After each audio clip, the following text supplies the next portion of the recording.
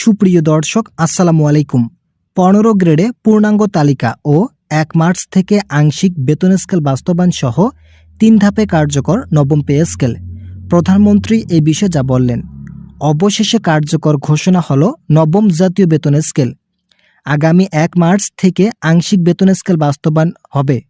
যদিও ধাপে ধাপে এটি বাস্তবায়ন করার প্রতিশ্রুতি দিয়েছেন তারেক রহমান, তবে বিভিন্ন মহল থেকে বলা হচ্ছে একই সঙ্গে পূর্ণাঙ্গ তালিকা কার্যকর ঘোষণা করা হলে সরকারি চাকরিজীবীদের দীর্ঘদিনের সমস্যা এক নিমিষেই সমাধান হবে। কেননা এখন যদি 3 ধাপে বেতন বৃদ্ধি করা হয় তাহলে প্রথমার্ধে 1 মার্চ নির্ণয় করা হবে, তবে আবারও দ্বিতীয় ধাপের জন্য আন্দোলন করা হতে পারে।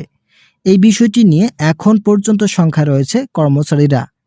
তাই পে কমিশনের সদস্যরা বলছেন, অর্থ মন্ত্রণালয় যদি আর্থিক সংকটময় পরিস্থিতি কুলিয়ে উঠতে পারে তাহলে আমরা 1 মার্চ থেকে পূর্ণাঙ্গ বেতন স্কেল বাস্তবায়ন করব।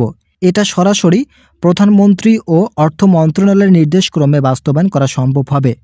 তারা আমাদেরকে নির্দেশ দিলেই আমরা এটি বাস্তবায়ন করব এবং দীর্ঘদিনের জমে থাকা ক্ষোভ সৃষ্টি হবে।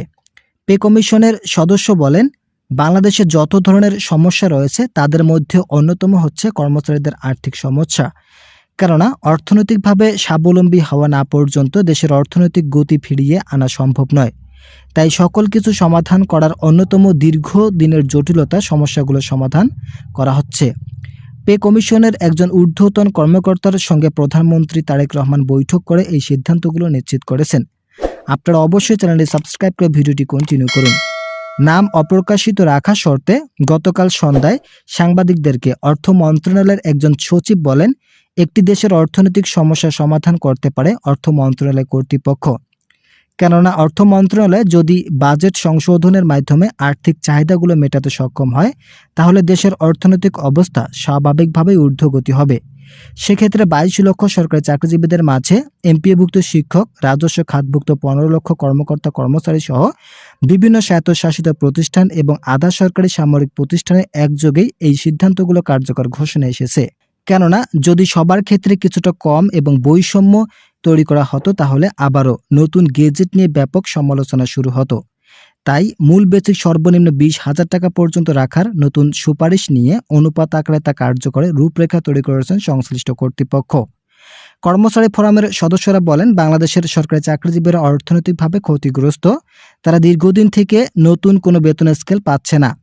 যদিও প্রতি 5 বছর পর পর বেতন প্রদান করার সিদ্ধান্ত ছিল, কিন্তু তা বাস্তবায়ন না হওয়ায় যারা অন্তর্বর্তীকালীন সরকারের আমল থেকেই বেতন বৃদ্ধির জন্য তৎপরতা চালিয়ে যাচ্ছিলেন, কিন্তু শেষ পর্যন্ত অন্তর্বর্তীকালীন সরকার সেটি বাস্তবায়ন না করে শুধুমাত্র কমিশনের রিপোর্ট নতুন সরকারের কাছে হস্তান্তর করেছেন। আশা করা যাচ্ছে এই রিপোর্ট অনুযায়ী নতুন বেতন স্কেল বাস্তবায়নের সুপারিশ কার্যকর ঘোষণা করা হবে। সংশ্লিষ্ট কর্তৃপক্ষ যেহেতু এই বিষয়টি নিয়ে ব্যাপক উদ্দীপনা সৃষ্টি করেছেন, তাই নতুন সরকার দেশ সংস্কারের পাশাপাশি সরকারি চাকরিজীবীদের সংস্কার করবেন। আপনারা যারা এখন পর্যন্ত আমাদের এই চ্যানেলের নতুন সদস্য আছেন তারা পরবর্তী আপডেট পেতে চ্যানেলটি সাবস্ক্রাইব করুন। তারেক রহমান 3টি সুখবর দিয়েছেন। প্রথম সুখবর, শতভাগ পেনশন সুবিধা কার্যকর। 2026 সালের নবম জাতীয় বেতন স্কেলে শতভাগ পেনশন সুবিধা কার্যকর ঘোষণা করা হয় তাহলে কোনোভাবেই এটি চূড়ান্ত সীমারেখায় পৌঁছানো যাবে না। কেননা সরকারি চাকরিজীবীরা মাত্র 45% হারে পেনশন সুবিধা পেয়ে থাকেন, যা কোনোভাবেই গ্রহণযোগ্য নয়। তাই শেষ পর্যন্ত এই সিদ্ধান্তগুলো নেওয়া হয়েছে, যার মধ্যে অবসরকালীন ভাতা শতভাগ পর্যন্ত বৃদ্ধির নতুন সুবিধা এসেছে। দ্বিতীয় সুখবর, চিকিৎসা ভাতা বর্তমান সময় অত্যন্ত কম। তাদের সকলের জন্য 3,000 টাকা করে চিকিৎসা ভাতা মঞ্জুর ঘোষণা করা হয়েছে। তবে এটা কবে থেকে কার্যকর হবে এ বিষয়ে এখন পর্যন্ত কোনো সিদ্ধান্ত নেওয়া হয়নি।